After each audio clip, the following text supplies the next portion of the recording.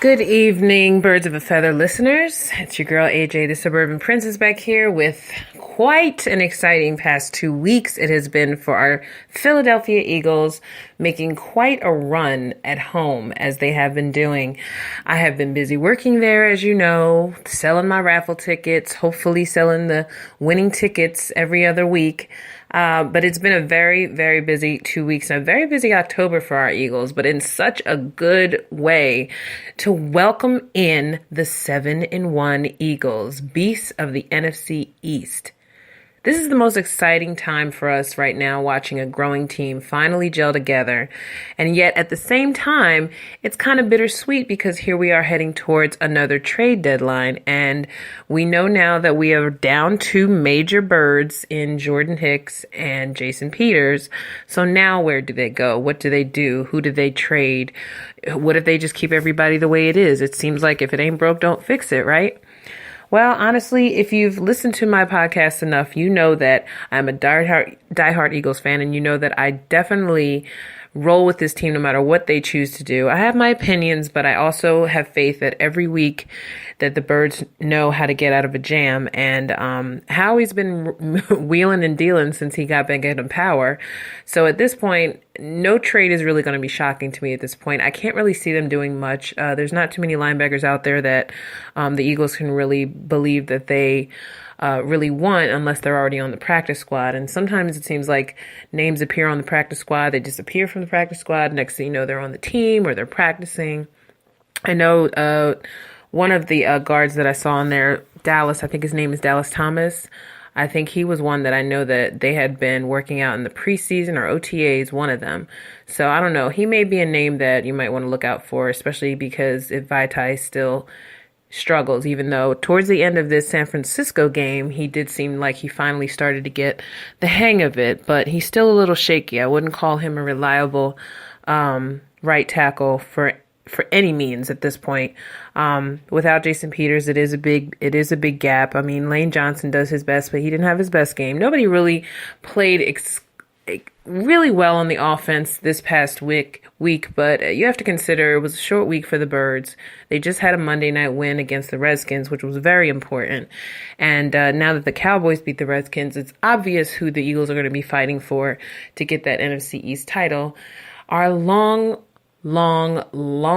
time rivals, the Dallas Cowboys, will never go away until we just found out through Twitter today that Ezekiel Elliott will be suspended. So we will not be seeing the Birds play the Cowboys after the bye with Ezekiel Elliott, which in a way makes Dak Prescott look very vulnerable. I do think he's a good quarterback, but I do think that Zeke carries a bunch of that offensive load. So it may come down to, Cole Beasley. It may come down to Terrence Williams. It may come down to, I think his name is Bryce Butler. I think it'll come to one of those wide receivers that might be the winning factor, because I sure as heck am not scared of Dez Bryant anymore. I think pretty much the Cowboys go through Ezekiel Elliott, which is probably why this witch hunt the NFL has done towards Ezekiel. I mean, I'm definitely never going to support a Cowboys, but I do feel like that Zeke is the subject of scapegoating for the NFL to kind of zero in on somebody. He hasn't really been charged with anything. And even though he does have obviously past shady behavior with women and things on video and just in general stupid, immature behavior, I really don't think he should be going through this week by week drama with the court system at this point. I mean, he's a football player. At this point now, a majority of football players would be in jail if they were all watched on a daily basis when they misbehave or get into incidences they have no business getting into. Me personally, I'm a huge fan and always will be a huge fan of my Birds, because they do seem to keep themselves relatively clean of controversy for the most part. I mean, the most controversial thing that happened this week since this 7-1 run was that Fletcher Cox was accused of injuring one of the 49ers purposefully by poking him in the eye, which broke his orbital bone. I think it was Joe Staley was his name.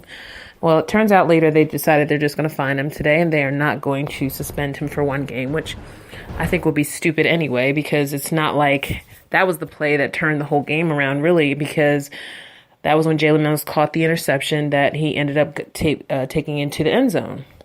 And it was one of those things where everybody automatically had to go into protection mode so that Jalen Mills could get around so that he could get into the end zone. And I think one of those casualties was Fletcher Cox accidentally ramming into Joe Staley's face. So I really don't think it was intentional. Fletch doesn't have a history of being a dirty player. No different from Ndamukong Suh, who was playing like a freaking caveman 2 weeks ago for the Dolphins and grabbing people by the throat. But anyway, he has a history of shady behavior. He's the one that really should be looked at closely. But all in all, I think the past 2 weeks have shown that our Eagles are willing to win with whomever is up next. And that's what I love about this team. Yeah, we've lost some names, but it doesn't necessarily mean that the offense is going to fold. It may not be as shiny and spectacular all the time, but it also doesn't mean the defense has to fold. I mean, yes, you're going to have to move Michael Kendricks around, and there's going to have to be a Nigel Bradham here and there, and there's just going to have to be a lot of double teaming, and that's fine. This time of year, this is when everyone starts kind of losing their crucial players.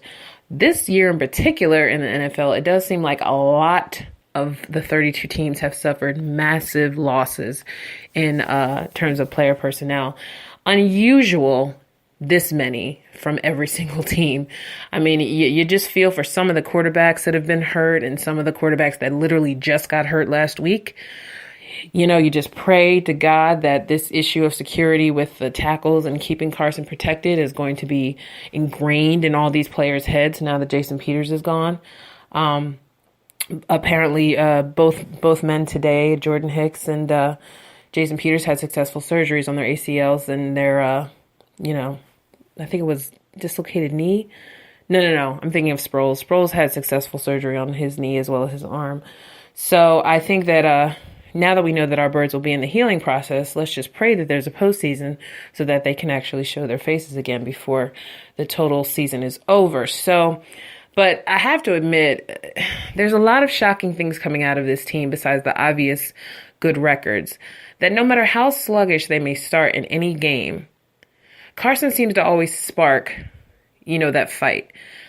Whether he's not playing great or he's throwing balls over people's heads or, he throws a pick, Carson does not stop. He does not hang his head. He gets pissed and he comes back in the game. And you have to realize that that is pretty much synonymous with what sports is really supposed to be about, getting back in the game. And I think it has become a contagious behavior through all the young guys on the team as well as some of the veterans that are left. And I think that is what's causing this contagious winning season.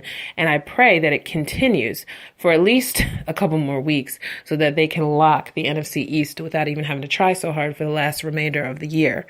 It's going to be officially November on Wednesday, and I'm looking forward to a very chill, non-dramatic November. I'm praying, if anything, we'll see a little bit more of Nicky Foles just so that Carson can rest his arm for, the December rush, because December is going to be very crucial that Carson stays upward. Whereas some November games, I think that they could spare using him. Like, I'm glad they did take him out towards the last couple minutes of the last 5 minutes of the fourth quarter, and they let Foles get in. I think they should start doing that the closer they get to sealing the division, because I think that the more that they keep Carson on ice and the more they save him up for a possible playoff berth, it'll be even more exciting and more fresh to watch him just totally become ingrained in this offense to the point where that ball will go right where it needs to be every single time. I'm never mad when he throws a pick because it's always something that really did go wrong. I don't look at it as something being careless. I think when Carson makes a mistake, usually it's bad miscommunication, like most interceptions are. He's still very green in this NFL year, but he's a second-year guy playing like he's been playing for 5 years. And that's how you know the difference between him and some of the other veterans that are still playing today that don't have that same strong team, offense or defense, and just basically are just there, I don't know, just because they still somehow love the sport. But I think that with Carson, he's loved the sport since he was a kid. And I think the more and more people are starting to pay attention to the Eagles, even those who are trying to act like they're not paying attention to the Eagles and they're trying to uplift the Cowboys, I think it'll become obvious that our team is pretty much being built from the bottom up and we're maintaining. And that hasn't happened since the Super Bowl year. Yes, this team is different from the 2004 team in so many ways. But the thing about the 2004 team was there was a lot of veterans in there, whereas this time we're going all young and maybe just one or two or couple veterans, whereas that was mostly a lot of veterans on the 2014. Plus, Carson is just a complete quarterback in the sense that I feel like mentally and physically he's aligned, whereas McNabb was mostly all physical and not as much mental. I think that as incredible as a player as Five will always be for the Eagles organization, I do not think he was always mentally present as a quarterback, and I think that's why Carson has become such a godsend, literally a godsend to this team and to the fan base, because I feel like people feel like he breathes, sleeps, and ingests football. And I think that every time you see him on the sidelines, he is always looking at the tablet